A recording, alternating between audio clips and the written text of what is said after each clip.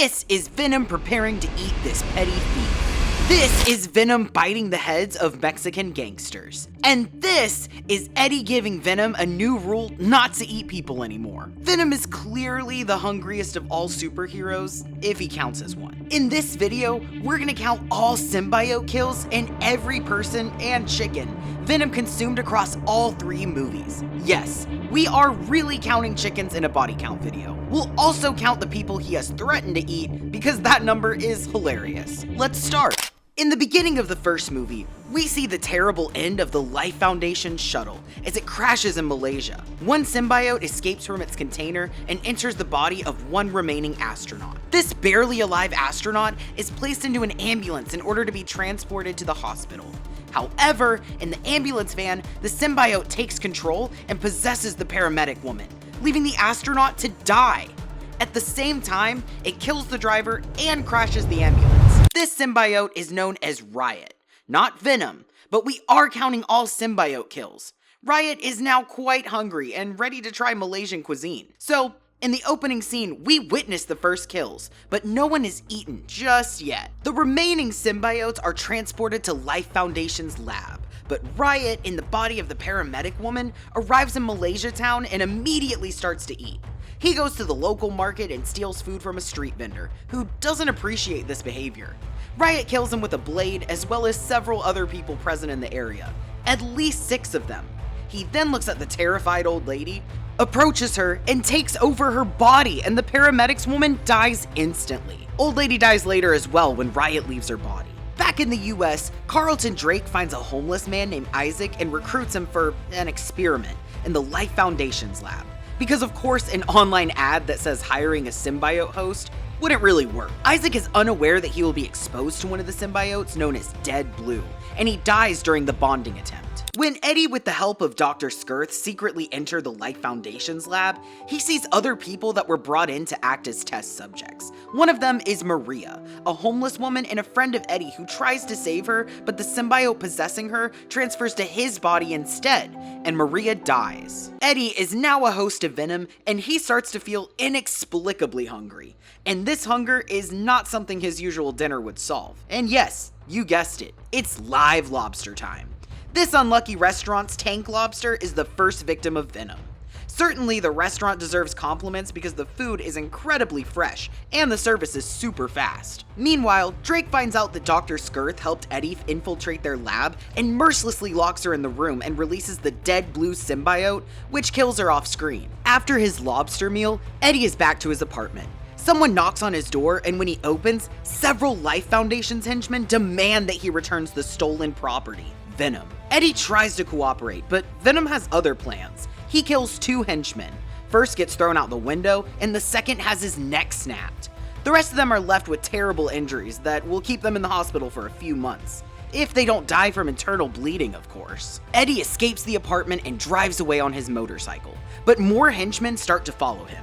During the chase, Venom causes 2 of their cars to crash, probably killing the 2 drivers inside. Well, let's count them, because surviving such injuries wouldn't be easy. Moments later, Eddie's bike is hit by another car and he crashes. This is when we finally see Venom in his true form, as well as his first kill and the first human head he eats on screen.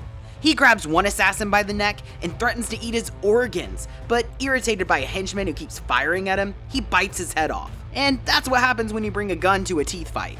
After this incident, Eddie decides to break into his old boss's office to leave the evidence of Drake's crimes. But on his way out, he gets surrounded by a SWAT team. And this is the moment when Venom goes on a brutal rampage, smacking several SWAT officers who probably all die from these injuries. Now here's some smartasses saying Venom doesn't actually kill them, but just injures them. Now, if you look at how he casually throws them around, I'm just gonna go as far as to say that they died, because when you hit a wall with such an impact, your organs would probably all crash inside you. Maybe the rest had survivable wounds, but for the sake of this video, we'll count at least 20 kills. Yep, they are dead to me, just like Redditors or YouTubers disagreeing with my opinion. While Venom fights his battles, Riot leaves the body of the little girl, leaving her to die off screen, and enters into Drake. His henchmen finally capture Eddie, who is no longer hosting Venom. After their separation in the hospital, Eddie is taken to the woods to be executed, but Venom, using Anne as a host, comes to the rescue. He kills 2 of these guys and bites off the 3rd one's head. Back in the Life Foundation's headquarters, Riot kills a few scientists with a single giant axe. As you can see, it's hard to count precisely, but I'm doing my best. So give me a break, Redditors. Let's count at least 10 kills here. And now comes the moment you've been waiting for. Final battle between Venom and Riot.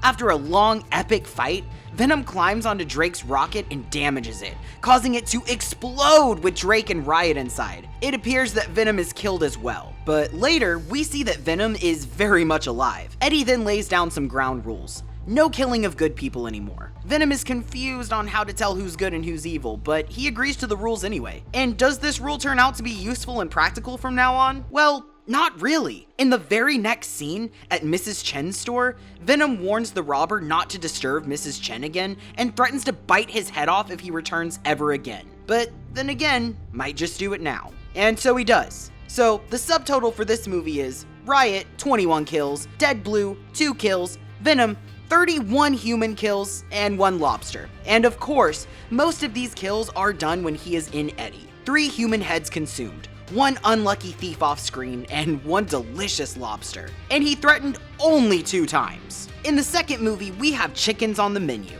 That's what Venom gets to eat now that Mrs. Chen is out of chocolate. Mrs. Chen has seen things no convenience store owner should see. You could even say that she saw too much. And maybe that's what Venom thought when he casually asked Eddie to give him permission to eat her. It's either that, or he thought that her traumatized mind would be extra delicious. We will count that as a threat. And the chickens, well, let's just say he ate a lot, probably 100 per meal.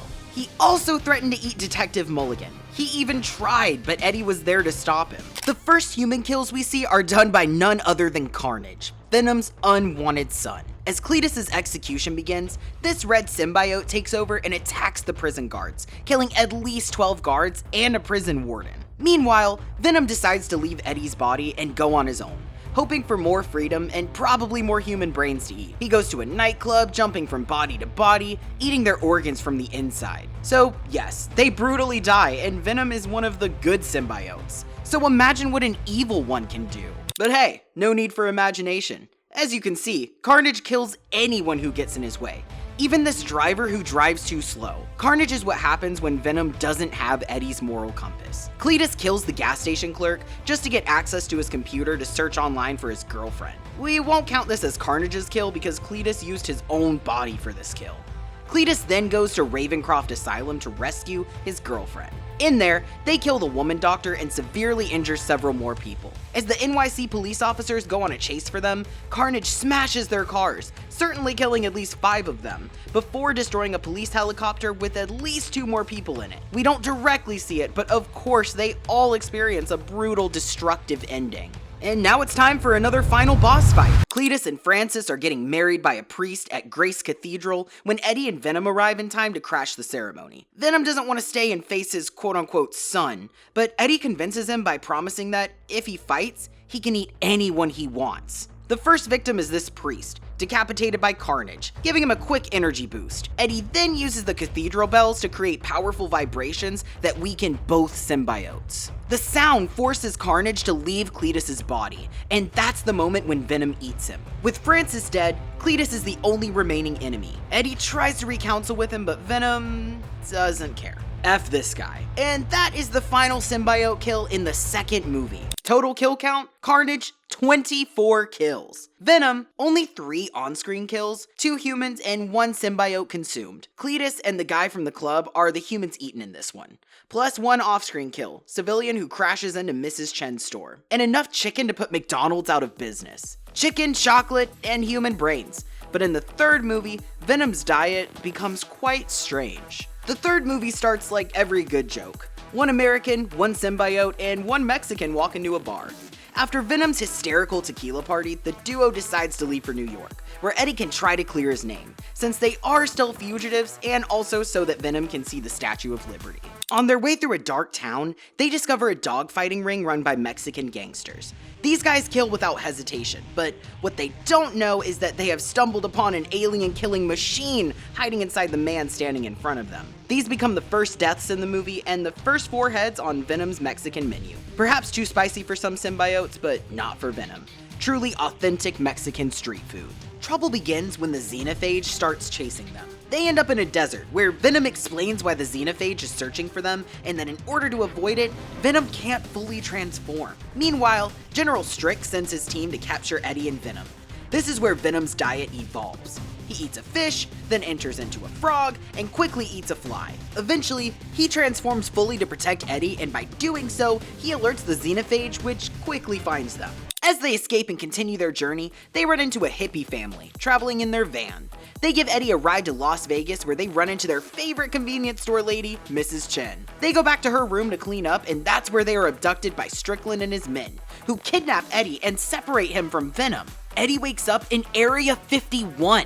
Xenophages attack, killing several soldiers, scientists, and other symbiotes. The final battle begins, but Xenophages' incredible power to regenerate from any damage makes them unstoppable, so Venom and Eddie do one last heroic thing. They sacrifice themselves to protect others. Venom lures all the Xenophages back to the acid tank, where Strickland activates the acid, killing all of them, including Venom. We can add these 5 kills to Venom because he did all the hard work, but you know what they say, we never truly die, we just switch forms. So, in total, Venom had 9 kills in the 3rd movie, and he ate 4 human heads, 2 fish, and 1 fly. And that is the final count for this one. Let's go through special categories. Confirmed human consumption by Venom, 9.